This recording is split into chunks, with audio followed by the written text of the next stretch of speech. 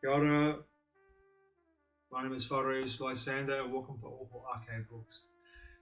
A couple of years ago, when I was doing some research for a book I've been writing, I came across a new development in David Icke's research, which was Wetiko, the mind virus that the Cree First Nations people of North America said that Christopher Columbus and the Europeans that came to that part of the world at that time were infected with.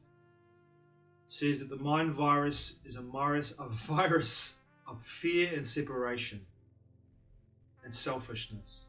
Now, to me, when I hear that, I'm with David Icke on this one, that the mind virus is fear. The separation and selfishness come from that disassociation and the idea that everyone around you, and that separation due to the fear that you feel, is either out to get you, or you have to exploit them because they're separate from you.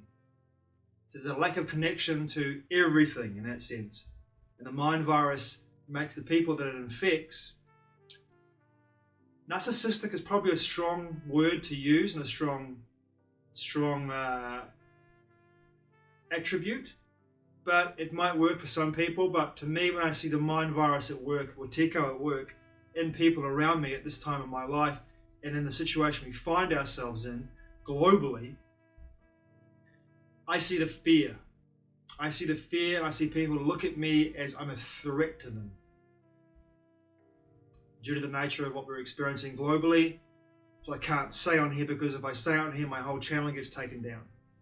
I have two platforms I put my blogs up on, and those two platforms booted me off right away because of the nature of the content that I've written in that blog. And this is the nature of the situation that we find ourselves in my perspective. Wetiko, the mind virus, has infiltrated like a plague across the entire world. The people that have the most Wetiko virus, mind virus, in their bodies are the global elites, because they are absolutely terrified of losing control, of losing everything they've created for themselves, because the game is up. It's already lost. And these people, this global elites, are putting this psychological operation with Wetiko virus, mind virus, out into the populace through propaganda, through mainstream media, everything, through talking heads and experts who are all deeply infected with this mind virus, Wetiko. And they are pushing out this narrative in order to remain in control. And what's happening with that, I can see it all around me today in Aotearoa, New Zealand. When I walk out in the street, when I go to the supermarket, when I go for walks in nature, Wetiko has spread like a plague. This is the real pandemic across the entire world. Those of us who are aware how Wetiko works, if we are mindful, if we are aware, if we can see it operating and feel that separation, feel that fear, and become mindful of it, we've got it. In that moment, we have a chance to cure ourselves of this. When we do that, the mind virus, no longer has power over us. We see the world as it really is. We see each other in other people. No more separation. The separation is key for boundaries, but in regards to spirits incarnate in physical human bodies, we see each other as the same consciousness occupying physical bodies.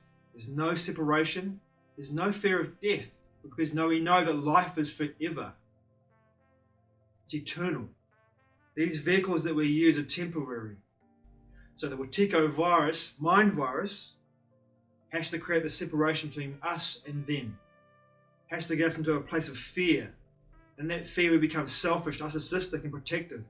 Everyone's a threat. He's a threat. She's a threat. More and more people becoming aware of it each and every day, all around the world. People, come together and let's make this world a paradise.